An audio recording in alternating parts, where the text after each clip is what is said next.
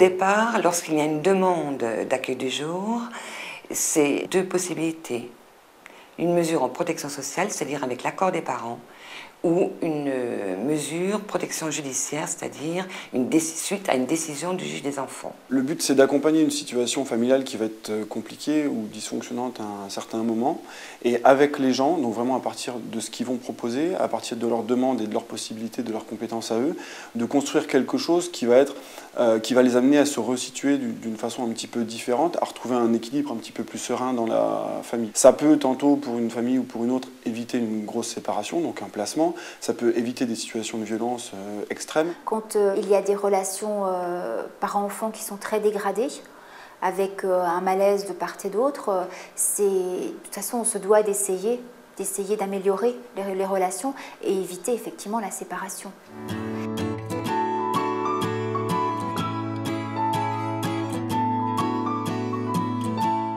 On va accueillir les enfants à partir de 16h, 16h30, après l'école, après le collège. Donc les enfants viennent selon un rythme particulier qui est défini avec leur famille. Il va y avoir après différents ateliers éducatifs qui sont proposés aux enfants selon les besoins qu'ils ont, selon les demandes qu'ils ont, selon ce qui nous semble intéressant de leur proposer. Et aussi un temps de soutien scolaire et d'aide aux devoirs.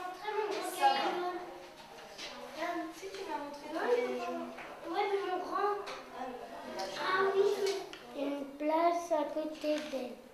Poursuit Florian, puis il tire violemment Mélanie et dit « Devine qui est dans mon groupe ».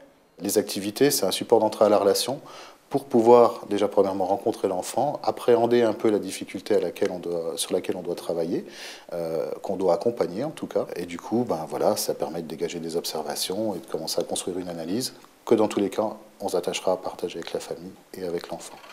À chaque activité qui faisait, on dialoguait de son comportement, qu'est-ce qu'il avait fait de bien, pas bien, s'il avait passé une bonne journée, il avait changé, si Lilian se sentait plus à l'aise, moins enfermé.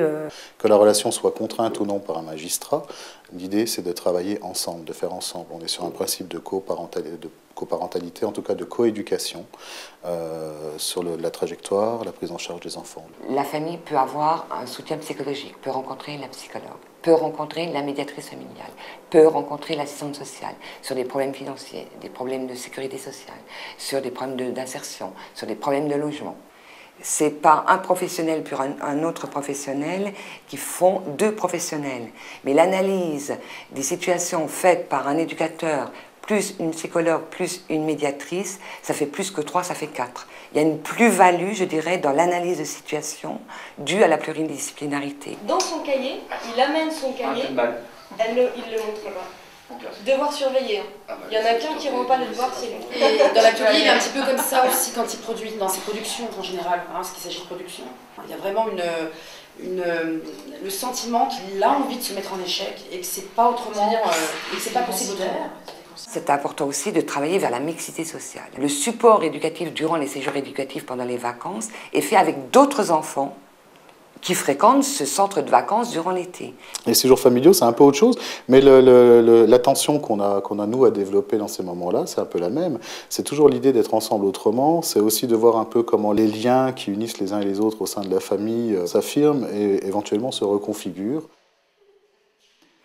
Le mode de travail que nous impulsons et que nous effectuons demande du temps. Une mesure dure environ 2 ans et demi, 3 ans. Pour que les familles se réapproprient les réponses, ça ne se perd pas en baguette magique. Je dirais, ça se travaille de jour en jour et de mois en mois. Je peux juste prendre ton crayon 2 secondes et te montrer? Ouais, je peux. Non? Oui? Oui? Donne ta règle, s'il te plaît. Voilà. Il faudrait qu'on se mette parallèle à ce triangle-là. Hein? Voilà. Ouais, une droite parallèle. Exactement. Une des grandes orientations de fin de mesure, c'est l'arrêt de toute intervention sociale. Je dirais que pour plus du tiers, il n'y a plus d'intervention sociale après une mesure SAV. Donc, on va dire c'est une réussite. Par contre, pour un certain nombre d'enfants, ça peut être quand même un placement. Et c'est pour autant un échec. Moi, je dis non.